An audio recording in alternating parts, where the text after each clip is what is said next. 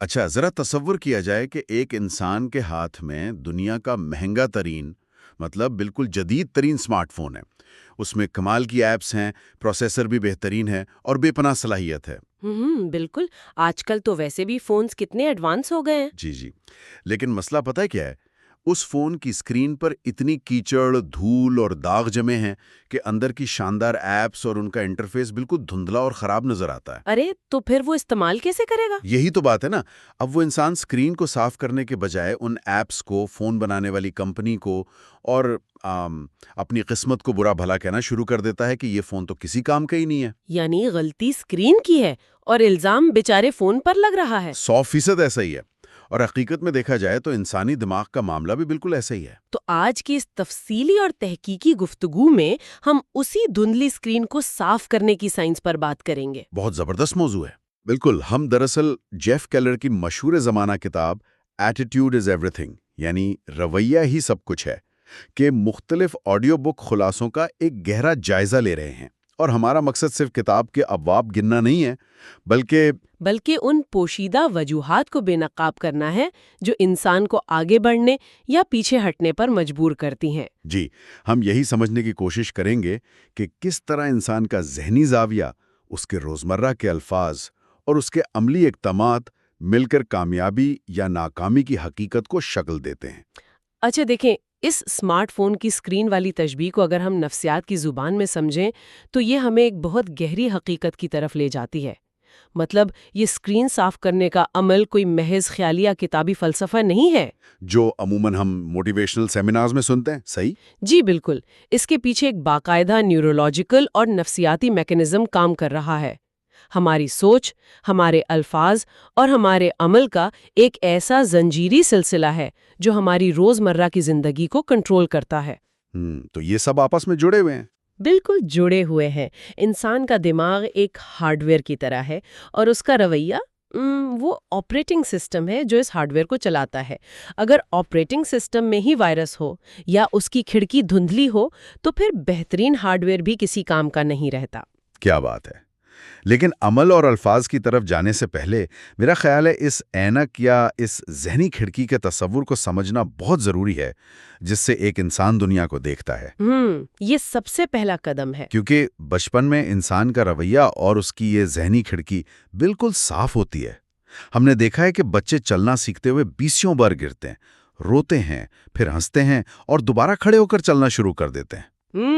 وہ کبھی فرش کو یا دنیا کو الزام نہیں دیتے. بالکل نہیں دیتے، لیکن جوں عمر بڑھتی ہے، لوگوں کی تنقید، ذاتی ناکامیوں اور شکوک و شبہات کی دھول اس کھڑکی کو گندا کر دیتی ہے، اور پھر ہوتا یہ ہے کہ دنیا کو اسی گندی کھڑکی سے دیکھ کر سمجھا جاتا ہے کہ دنیا ہی تاریک ہے۔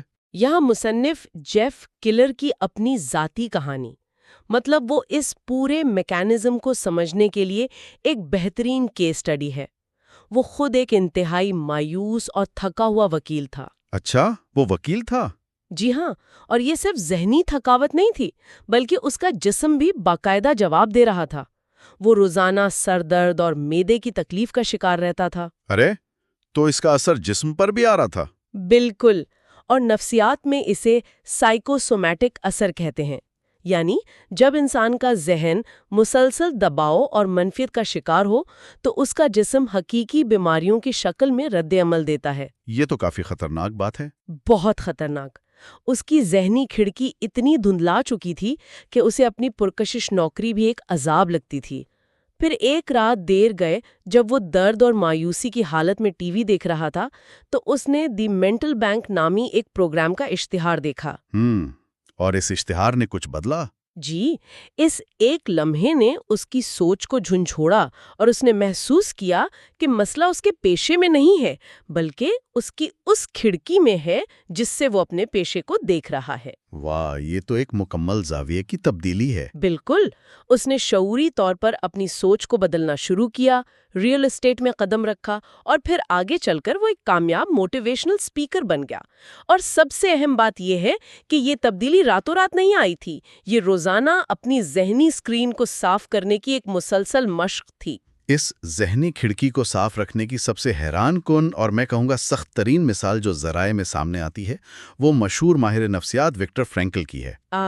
فرینکل کی کہانی تو رونگٹے کھڑے کر دیتی ہے۔ بالکل، فرینکل نازیوں کے ڈیتھ کیمپ میں قید تھا۔ ذرا اس ماحول کا تصور کیا جائے، ایک ایسی جگہ جہاں انسانوں کے پاس اپنے جسم، اپنی خوراک، حتیٰ کہ اپنے سانس لینے یا نہ لینے کا بھی کوئی اختیار نہیں تھا، ہر چیز چھن چکی تھی۔ سب کچھ کنٹرول میں تھا ان کے۔ جی، لیکن اس بدترین جہنم میں بھی فرینکل نے یہ دریافت کیا کہ انسان کی ایک آخری آزادی ایسی ہے جسے کوئی ظالم نہیں چھین سکتا، اور وہ ہے کسی بھی حالات میں اپنا رویہ چننے کا اختیار۔ اس نے اس قید خانے میں بھی اپنا رد عمل منتخب کرنے کی آزادی کو مرنے نہیں دیا۔ وکٹر فرینکل کا یہ مشاہدہ دراصل انسانی نفسیات کا ایک بنیادی ستون ہے۔ اس نے دیکھا کہ اس موت کے کیمپ میں بھی کچھ قیدی ایسے تھے جو دوسروں کی بیرکوں میں جا کر انہیں تسلی دیتے تھے۔ موت کے کیمپ میں تسلی دے رہے تھے؟ جی ہاں، اور اپنے حصے کی آخری روٹی بھی بھوکے ساتھیوں کو دے دیتے تھے۔ یہ عمل ظاہر کرتا ہے کہ بھوک، نیند کی کمی یا شدید تشدد انسان کی اصل حقیقت کو طے نہیں کرتے۔ یہ تو بہت گہری بات ہے۔ حالات خواہ کتنے ہی زبر والے کیوں نہ ہوں، ان حالات کے جواب میں ہمارا رد عمل کیا ہوگا، یہ 100% ہمارا اپنا انتخاب ہوتا ہے۔ انسان حالات کا قیدی ہو سکتا ہے، لیکن وہ اپنی سوچ کا قیدی صرف اپنی مرضی سے بنتا ہے۔ لیکن دیکھیں، یہاں ایک بہت چپتا ہوا اور تنقیدی سوال پیدا ہوتا ہے۔ مطلب، کیا یہ سب سن کر ایسا نہیں لگتا کہ یہ دور حاضر کی ٹاکسک پازیٹیوٹی یا ایک انتہائی غیر حقیقی اور زہریلی مثبت سوچ ہے؟ یہ سوال بہت لوگ پوچھتے ہیں۔ میرا مطلب ہے، اگر کوئی شخص شدید غربت کا شکار ہے، کسی مہلک بیماری سے لڑ رہا ہے، یا واقعی اس کے ساتھ شدید ناانصافی ہوئی ہے، تو کیا محض اچھا سوچنے سے یا مسکرانے سے اس کے بل ادا ہو جائیں گے یا بیماری ختم ہو جائے گی؟ کیا یہ تلخ حقائق سے منہ موڑنے والی بات نہیں ہے؟ نہیں، یہ الجھن بہت عام ہے اور اسے دور کرنا انتہائی ضروری ہے۔ مثبت رویے کا یا کھڑکی صاف کرنے کا مطلب ہرگز یہ نہیں ہے کہ حقائق سے انکار کر دیا جائے یا تکلیف پر نقلی مسکراہٹ کا پردہ ڈال دیا جائے۔ تو پھر اصل فرق کیا ہے؟ دیکھیں، ٹاکسک پازیٹیوٹی یہ ہے کہ انسان کہے کہ سب کچھ ٹھیک ہے، حالانکہ گھر میں آگ لگی ہو۔ اچھا، یعنی حقیقت سے مکمل انکار۔ بالکل، جبکہ حقیقت پسندانہ مثبت رویے کا مطلب یہ ہے کہ انسان کہیں ہاں گھر میں آگ لگی ہے، حالات انتہائی خراب ہیں، لیکن میں رو کر جلنے کے بجائے پانی کی بالٹی اٹھاؤں گا یا فائر بریگیڈ کو فون کروں گا۔ زبردست مثال ہے، یعنی رد عمل کا کنٹرول۔ جی، یہ برے حالات میں بھی اپنے رسپانس کا کنٹرول اپنے ہاتھ میں رکھنے کا نام ہے۔ یہ ماننا کہ رکاوٹیں موجود ہیں، لیکن ان رکاوٹوں کے سامنے شعوری طور پر ہتھیار نہ ڈالنے کا فیصلہ کرنا ہی اصل مثبت رویہ ہے۔ یہ محض خوش فہمی نہیں، بلکہ مشکل میں راستہ تلاش کرنے کی ایک عملی حکمت عملی ہے۔ صحیح، تو فرینکل اور کیلر کی کہانیوں نے یہ تو ثابت کر دیا کہ برے ترین حالات میں بھی رویہ کنٹرول میں آ سکتا ہے۔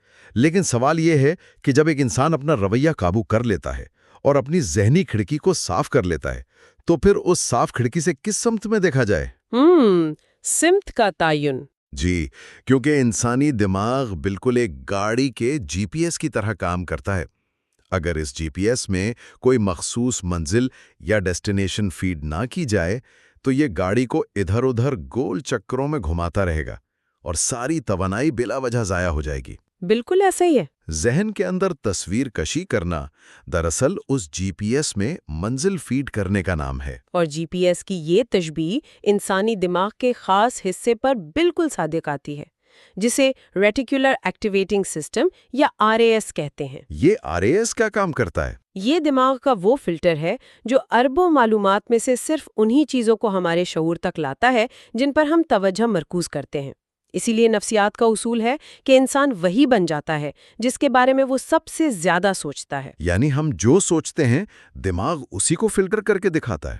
جی، کتاب میں اسے ذہنی فلمیں یا مینٹل موویز بنانے کا نام دیا گیا ہے۔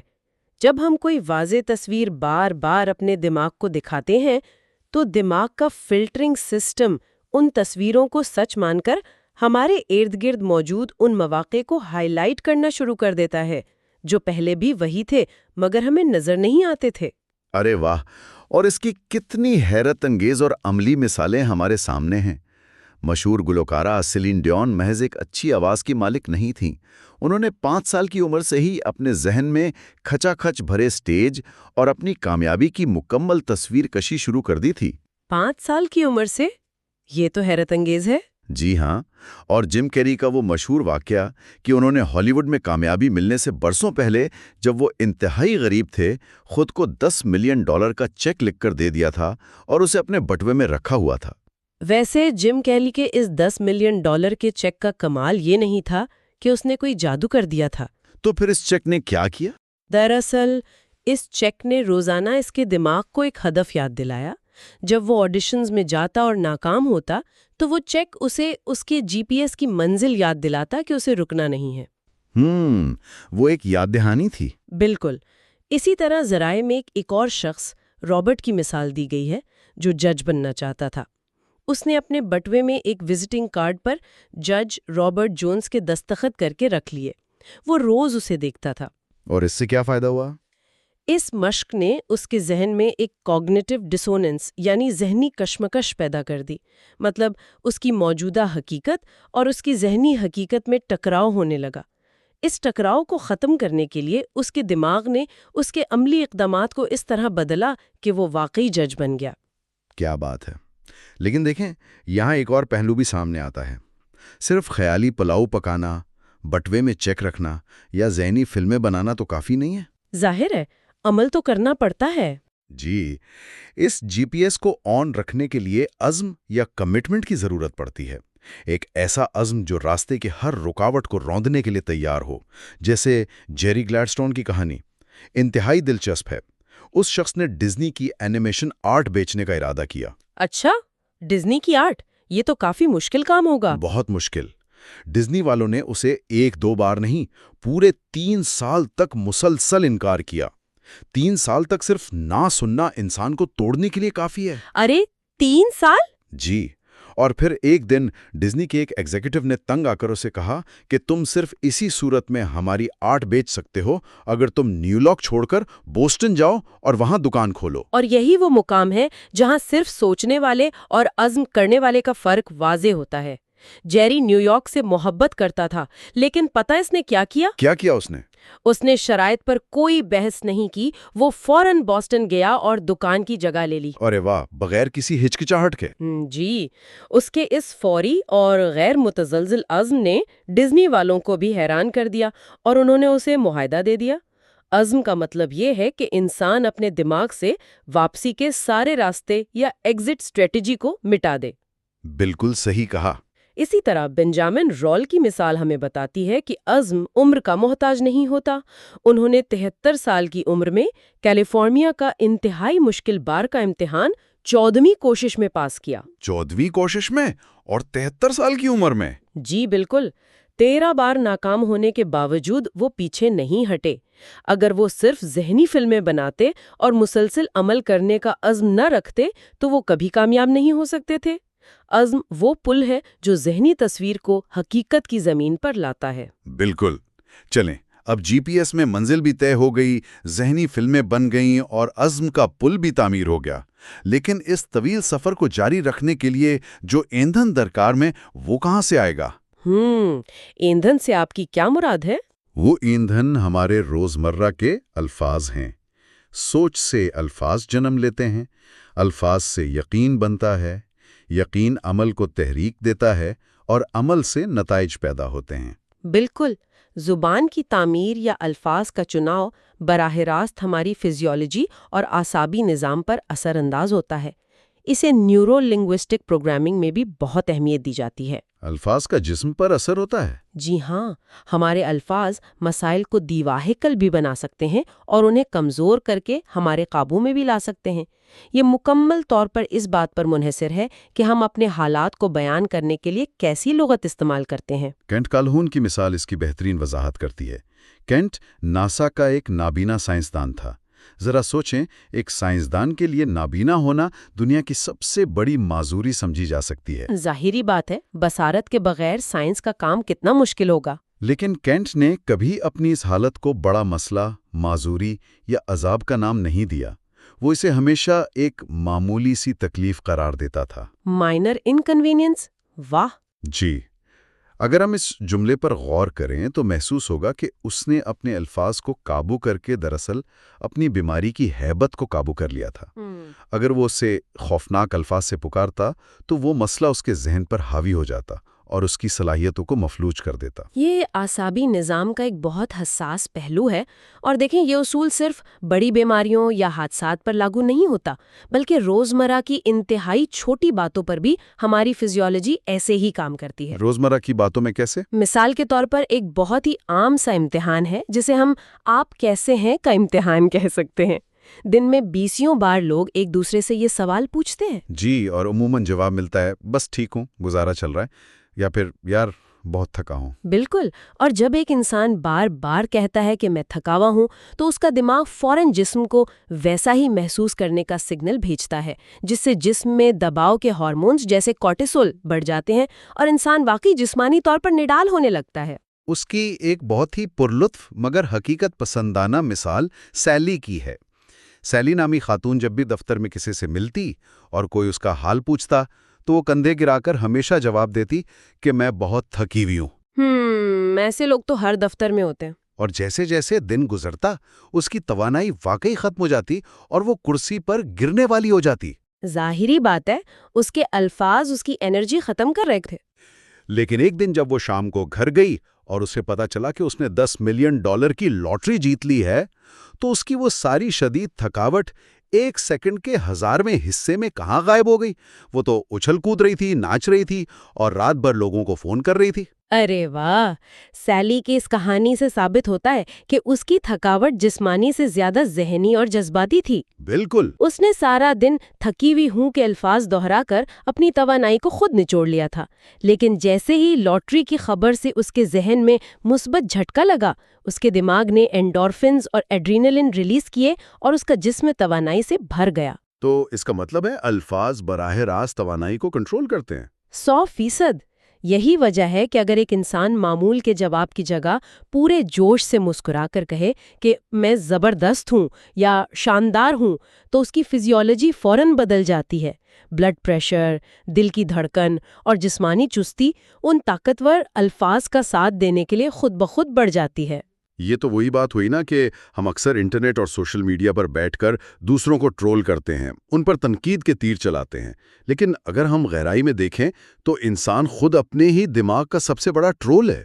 یہ آپ نے بہت زبردست بات کہی ہے، سب سے بڑا ٹرول۔ جی، وہ سارا دن اپنے اندر ایک خاموش ریڈیو چلاتا رہتا ہے کہ مجھ سے یہ نہیں ہوگا، میں تو ہمیشہ ناکام ہوتا ہوں، میری تو قسمت ہی خراب ہے۔ یہ اندرونی ٹرولنگ انسان کو اندر ہی اندر دیمک کی طرح کھا جاتی ہے۔ بالکل کھا جاتی ہے، اور دیکھیں جب ہم اس اندرونی ٹرولنگ سے بچ نکلتے ہیں تو سفر کا ایک اور انتہائی کٹھن مرحلہ آتا ہے۔ وہ کیا؟ فرض کریں ایک انسان نے اپنی کھڑکی صاف کر لی، اپنا GPS سیٹ کر لیا اور اپنے الفاظ کی لغت بھی مثبت کر لی، لیکن اگر اس انسان کا بیرونی ماحول زہریلا ہو، اگر اس کی صحبت منفی لوگوں سے بھری ہو اور وہ ناکامی کے خوف سے کوئی عملی قدم ہی نہ اٹھائے، تو یہ تمام اندرونی اور ذہنی تبدیلیاں بالکل رائیگاں چلی جاتی ہیں۔ ماحول کا اثر اتنا زیادہ ہوتا ہے؟ بہت زیادہ۔ عمل کا ایکو سسٹم تیار کرنا اور ناکامی کے خوف کو گلے لگانا اس پورے عمل کی سب سے اہم کڑی ہے۔ اس ایکو سسٹم میں صحبت کا اثر واقعی بہت گہرا ہوتا ہے۔ ہمیں یہ پہچاننا پڑتا ہے کہ ہمارے ارد گرد موجود لوگ ہمیں ذہنی طور پر پرورش دے رہے ہیں یا وہ ہمارے لیے زہریلے ہیں۔ اس موکی نامی شخص کی مثال مجھے بہت منفرد لگی۔ اس موکی؟ وہ کون تھا؟ اس نے 45 سال تک قبرستان اور تدفین کے محکمے میں سیلز مین کے طور پر کام کیا۔ ذرا اس ماحول کا تصور کریں، ایک ایسی جگہ جہاں ہر وقت موت، غم اور اداسی کا ذکر ہوتا ہے۔ اوہو، وہ تو انتہائی ڈپریسنگ ماحول ہوگا۔ بالکل، لیکن وہ پھر بھی ایک انتہائی مثبت اور خوشباش انسان تھا، کیونکہ اس نے شعوری طور پر زندہ مگر منفی لوگوں سے دوری اختیار کر لی تھی۔ وہ ایسے لوگوں کی محفل میں بیٹھتا ہی نہیں تھا جو ہر وقت روتے دھوتے اور زندگی کی شکایتیں کرتے تھے۔ یہ تو کمال کا فیصلہ تھا۔ مائک کی مثال بھی اسی نقطے کو مزید واضح کرتی ہے۔ مائک کے ہائی اسکول کے دوست سارا دن صرف برآمدے میں بیٹھ کر گزرتی ہوئی گاڑیاں گنتے تھے اور جو بھی کوئی نیا آئیڈیا لے کر آتا وہ اس کا مذاق اڑاتے تھے۔ ایسے دوست تو انسان کو کبھی آگے نہیں بڑھنے دیتے۔ جی، مائک نے محسوس کیا کہ ان دوستوں کی صحبت ایک بلیک ہول کی طرح ہے جو اس کی توانائی کھینچ رہی ہے۔ اس نے فیصلہ کیا اور وہ محفل چھوڑ دی۔ اس نے مثبت اور کچھ کر گزرنے والے لوگوں میں بیٹھنا شروع کیا اور آج وہ ایک کامیاب انسان ہے۔ یعنی محفل بدلنے سے اس کی زندگی بدل گئی۔ بالکل، منفی لوگوں کے ساتھ وقت گزارنا انسان کے عزم کو دیمک کی طرح چاٹ جاتا ہے، چاہے انسان اندر سے کتنا ہی مثبت کیوں نہ ہو۔ اور منفی ماحول کا ایک اور بہت بڑا پہلو شکایت کرنے کی عادت ہے۔ ہم روزمرہ کی ہر چھوٹی بات پر شکایت کرتے ہیں، جیسے ٹریفک بہت ہے، موسم خراب ہے، کافی ٹھنڈی ہے۔ ذرا پیڈرو نامی اس کلینر کو دیکھیں۔ پیڈرو کی کہانی کیا ہے؟ اس کا پورا خاندان ہونڈورس کے ایک انتہائی خوفناک سمندری طوفان میں پھنس گیا تھا۔ ٹی وی پر تباہی کے مناظر چل رہے تھے اور اسے کچھ معلوم نہیں تھا کہ اس کے ماں باپ اور بھائی زندہ بھی ہیں یا نہیں۔ یا خدا، یہ تو انتہائی اذیتناک صورتحال ہوگی۔ کوئی اور عام انسان ہوتا تو رو رو کر اپنا حال برا کر لیتا اور دنیا بھر کی شکایتیں کرتا، لیکن پیڈرو نے بے بسی کا رونا رونے کے بجائے رضاکارانہ طور پر اپنی کمیونٹی سے امدادی سامان اور کپڑے اکٹھا کرنا شروع کر دیا۔ واو، اس نے ایکشن لیا۔ جی، اس نے اپنی پریشانی کی توانائی کو ایک مثبت عمل میں تبدیل کر دیا، اور خوش قسمتی سے بعد میں معلوم ہوا کہ اس کا خاندان محفوظ تھا۔ پیڈرو کا یہ عمل دراصل اینزائٹی یعنی بے چینی کو قابو کرنے کی ایک بہترین نفسیاتی ٹیکنیک ہے۔ وہ کیسے؟ جب ہم شکایت کرنے کے بجائے عمل کرتے ہیں تو ہم اپنے دماغ کو یہ پیغام دیتے ہیں کہ کنٹرول ہمارے ہاتھ میں ہے، لیکن انسان عموماً عمل سے ڈرتا ہے اور اپنے نام نہاد کمفرٹ زون یعنی آرام دہ دائرے میں دبکا رہتا ہے۔ بالکل، کچھ نیا کرنے سے گھبراتا ہے۔ جی، وہ کوئی بھی ایسا نیا کام کرنے سے کتراتا ہے جس میں ناکامی کا خطرہ ہو، حالانکہ نفسیات بتاتی ہے کہ انسان کی اصل ترقی اسی خوف کی سرحد کے پار موجود ہوتی ہے۔ تو کیا ہم یہ نتیجہ نکال سکتے ہیں کہ یہ نام نہاد کمفرٹ زون دراصل دنیا کی سب سے غیر محفوظ اور خطرناک جگہ ہے؟ ایک ایسی خاموش قبرستان جیسی جگہ جہاں انسان کی بہترین صلاحیتیں، اس کے خواب اور اس کے آئیڈیاز بنا کسی شور کے خاموشی سے مر جاتے ہیں۔ یہ ایک بہت ہی درست اور تلخ حقیقت ہے۔ زندگی میں خطرہ مول نہ لینا ہی دراصل سب سے بڑا خطرہ ہے۔ ڈیوٹی بورمن کی کہانی اس کمفرٹ زون کی قید کو بخوبی ظاہر کرتی ہے۔ ڈیوٹی برمن؟ جی، وہ 32 سال تک اسکول میں استانی رہی، حالانکہ اس کا دل ہمیشہ سے گلوکاری اور شوبز کی طرف مائل تھا۔ وہ صرف ایک انجانے خوف اور محفوظ نوکری چھن جانے کے ڈر سے اس کمفرٹ زون سے چمٹی رہی۔ 32 سال ایک بہت لمبا عرصہ ہوتا ہے۔ بالکل، لیکن بالآخر اپنی 50 اور 60 کی دہائی میں اس نے اپنا یہ خوف توڑا، نوکری چھوڑی اور ایک کامیاب گلوکارہ بن کر ابھری۔ اگر وہ خوف کے خول میں ہی قید رہتی تو اس کے اندر کی فنکارہ کبھی دنیا کے سامنے نہ آتی۔ اور جب ہم کمفرٹ زون سے باہر نکلنے پر ناکامیوں کی بات کرتے ہیں تو chicken soup for the soul کے مصنف جیک اور مارک کو بھی نہیں بھولنا چاہیے۔ ہم اکثر سمجھتے ہیں کہ کامیاب لوگ کبھی ناکام نہیں ہوئے۔ بالکل، یہ ایک بہت بڑی غلط فہمی ہے۔ ان دونوں کو ایک یا دو بار نہیں، پورے 33 بار مختلف پبلشرز نے مسترد کیا تھا، لیکن انہوں نے ناکامی کو اپنایا، اسے دوستی کی۔ مشہور ٹی وی ہوسٹ سیلی جیسی رافیل نے تو 26 سال تک مسلسل ناکامی اور بے روزگاری برداشت کی۔ اسے اپنے کریئر میں 18 بار نوکری سے نکالا گیا۔ 18 بار نوکری سے نکالا جانا، یہ تو کسی کو بھی توڑ سکتا ہے۔ لیکن وہ ڈٹی رہی۔ جیک، مارک اور سیلی کی ان کہانیوں سے ایک بنیادی اصول اخذ ہوتا ہے کہ کامیاب لوگوں کے نزدیک ناکامی کوئی فل سٹاپ نہیں ہے، بلکہ یہ صرف راستہ بدلنے کا اور مزید بہتر ہونے کا اشارہ ہے۔ یعنی ناکامی کو دیکھنے کا نظریہ ہی الگ ہے؟ جی، جب ایک انسان ناکامی کو اپنی ذات پر حملہ سمجھنے کے بجائے اسے سیکھنے کے عمل کا حصہ یعنی ڈیٹا مان لیتا ہے تو پھر وہ اس خوف سے آزاد ہو کر نئے راستے تلاش کرنے کے قابل ہو جاتا ہے۔ تو اس پوری تفصیلی اور گہری گفتگو کو اگر ہم سمیٹیں تو یہ واضح ہوتا ہے کہ کامیابی کا سفر ہماری ذہنی کھڑکی کو یا اس سمارٹ فون کی اسکرین کو روزانہ کی بنیاد پر صاف کرنے سے شروع ہوتا ہے۔ بالکل صحیح۔ اس کے بعد اپنے ذہن کے جی پی ایس میں درست منزل ڈال کر مثبت اور طاقتور الفاظ کے استعمال سے اس سفر کو ایندھن فراہم کیا جاتا ہے، اور بالآخر لوگوں کی تنقید اور اپنے اندرونی خوف کے باوجود کمفرٹ زون کی دیواریں گرا کر عملی قدم اٹھانے اور ناکامیوں کو مسکرا کر گلے لگانے پر یہ سفر مکمل ہوتا ہے۔ یعنی ہم کہہ سکتے ہیں کہ سوچ سے لے کر الفاظ تک اور الفاظ سے لے کر عمل تک یہ ایک مکمل اور جڑا ہوا ایکو سسٹم ہے جسے ایک انسان کو خود شعوری طور پر ترتیب دینا پڑتا ہے۔ اختتام پر ہم ایک نیا اور گہرا زاویہ سوچنے کے لیے چھوڑے جا رہے ہیں۔ آج ہم نے سیکھا کہ ہم انسانوں کو اپنی ذہنی کھڑکی صاف رکھنے کے لیے کتنی شعوری محنت کرنی پڑتی ہے۔ بہت محنت کرنی پڑتی ہے، بالکل۔ تو ذرا سوچا جائے، آج کے اس ڈیجیٹل دور میں جہاں سوشل میڈیا کے مختلف الگوریدمز مسلسل ہماری اسکرینوں پر خوف، سنسنی، غصہ اور منفی خبریں پھیلا رہے ہیں، وہ الگوریدمز خاموشی سے ہماری ان ذہنی کھڑکیوں کو کس حد تک پروگرام کر رہے ہیں؟ یہ واقعی ایک بہت فکر انگیز سوال ہے۔ اگر ہم اپنی مرضی سے اپنا جی پی ایس سیٹ نہیں کر رہے تو یہ طے ہے کہ وہ ڈیجیٹل الگوریتھمز ہماری توجہ کو ہیک کر کے ہمارے ذہن کی منزل کہیں اور لے جا رہے ہیں، اور وہ بھی اس طرح کہ ہمیں اس ذہنی دھول کے جمنے کا احساس تک نہیں ہو رہا۔ بالکل، یہ خاموش پروگرامنگ ہے۔ اور کیا ہم اس سنگین عمل سے بالکل بے خبر نہیں ہیں؟ ہم اپنی مرضی سے سوچ رہے ہیں یا وہ ہمیں سوچنا سکھا رہے ہیں؟ اس پر ضرور غور کیا جانا چاہیے۔ یہ واقعی سوچنے کی بات ہے، اور جاتے جاتے زندگی کو بدلنے والا ایک چھوٹا سا عملی کام۔ کل سے جب بھی کوئی ہم سے ہمارا حال پوچھے کہ آپ کیسے ہیں، تو وہ روایتی، تھکاوا اور رسمی جواب دینے کے بجائے ذرا مسکرا کر پورے جوش سے کہے، میں زبردست ہوں۔